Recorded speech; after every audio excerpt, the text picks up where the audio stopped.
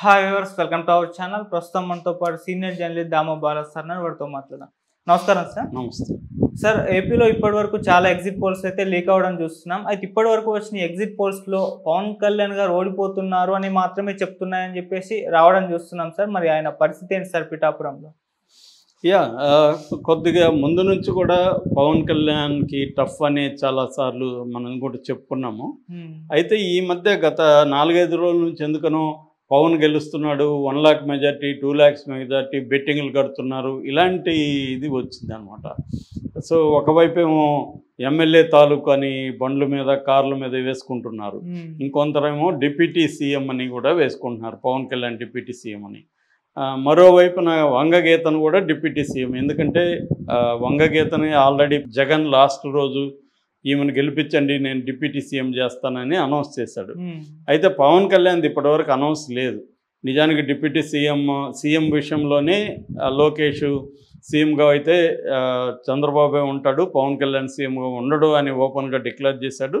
అప్పుడు ఇంకొక ఇంటర్వ్యూలో ప్రేమ అనుకుంటా ఆమె అడిగితే డిప్యూటీ సీఎంగా పవన్ కళ్యాణ్ పెడతారంటే లేదండి, అది కూడా మేము మా పాలిట్ బ్యూరోలో డిస్కస్ చేసి పెడతామని చెప్పాడు లోకేష్ క్లియర్గా.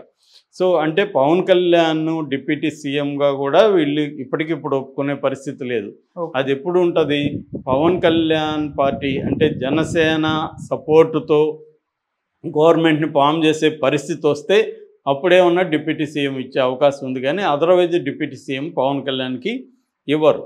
కానీ ఇప్పుడు అసలు గెలుస్తాడా అనేది పెద్ద చర్చ అయింది. ఇప్పటికీ 4-5 సర్వేలు వచ్చాయి మనకి. ఆరామస్థాన్ సర్వే వచ్చింది, కేకే సర్వే వచ్చింది, ఇంకొన్ని సర్వేలు లీక్ అయినాయి, ఇంకా అఫిషియల్గా రాలేదు.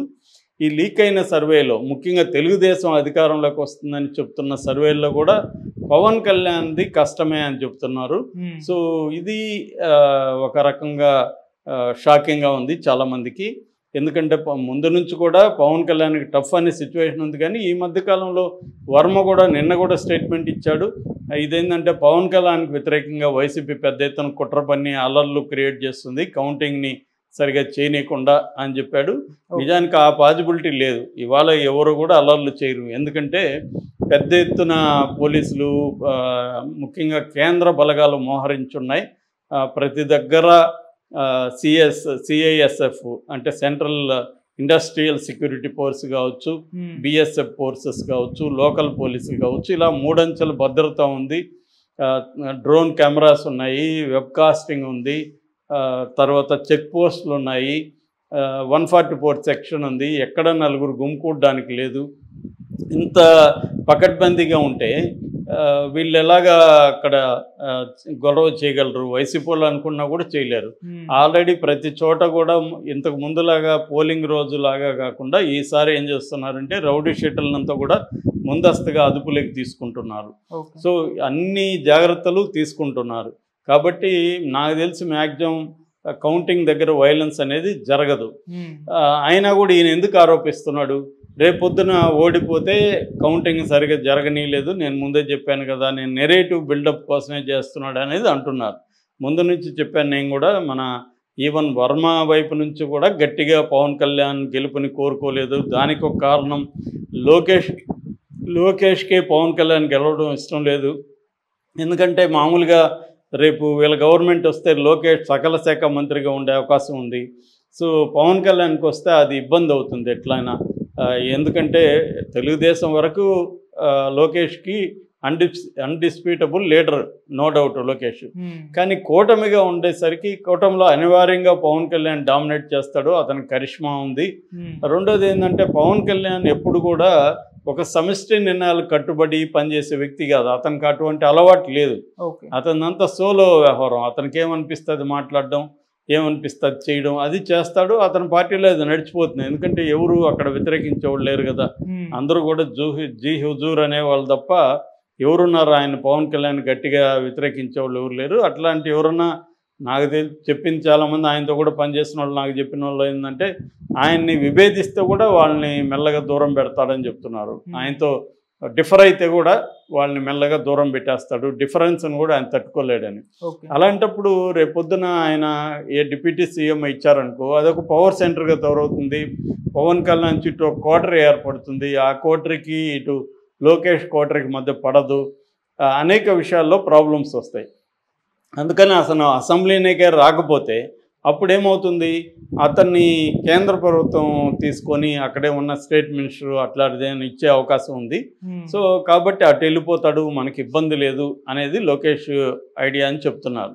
ఇది నిజమా కాదో తెలియదు కానీ బట్ పాసిబుల్ మనకి. ఎందుకంటే మనం 2014 నుంచి 90 వరకు కూడా చూస్తే లోకేషే ప్రధానంగా చాలా రోల్ ప్లే చేశాడు. లోకేష్ చుట్టూ ఒక టీం ఉండేది, ఆ టీమే చాలా విషయాలు చూసింది. అందుకని కుంభకోణాల్లో కూడా లోకేష్ అండ్ టీం పేర్లు ఎందుకు వచ్చాయంటే వీళ్ళన్నిట్లో ఇన్వాల్వ్ అయ్యారు. నాకప్పట్లో కొన్ని ఎన్జిఓ సంస్థలు కూడా నాతో చెప్పాయి, 10 లక్షల కంటే బిల్లు ఎక్కువ ఉండే అమౌంట్లో ఎనీ ఫైల్ లోకేష్ దగ్గరికి పోకుండా ఏ మినిస్టర్ కూడా క్లియర్ చేయడానికి వీల్లేదు అనేది ఆ ప్రభుత్వంతో కలిసి పనిచేసిన కొన్ని ఎన్జిఓలు నాకు చెప్పారు.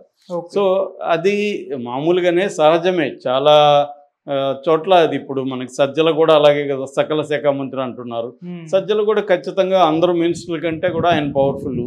సో అలాగా ప్రతి పార్టీలోనూ ఎవరో ఒకరు ఉంటారు ఇలాగా. ఇక్కడ కూడా కేటీఆర్దే సెకండ్ టర్మ్ అయితే మ్యాక్సిమం కేటీఆర్ఏ డిఫాక్టో సీఎం లాగా నడిచింది.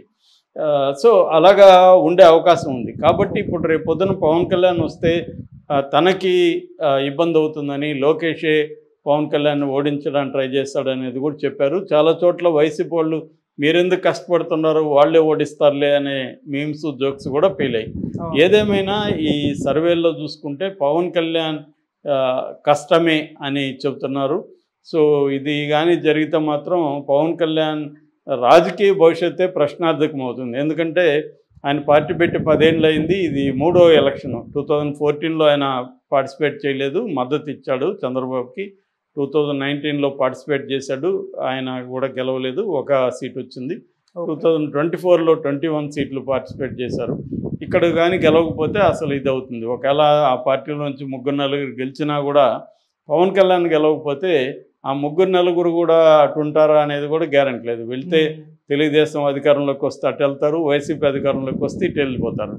మనం చూసాం కదా, ఒక్కడు కూడా అటు వెళ్ళిపోయాడు వైసీపీ వైపు రాపాక.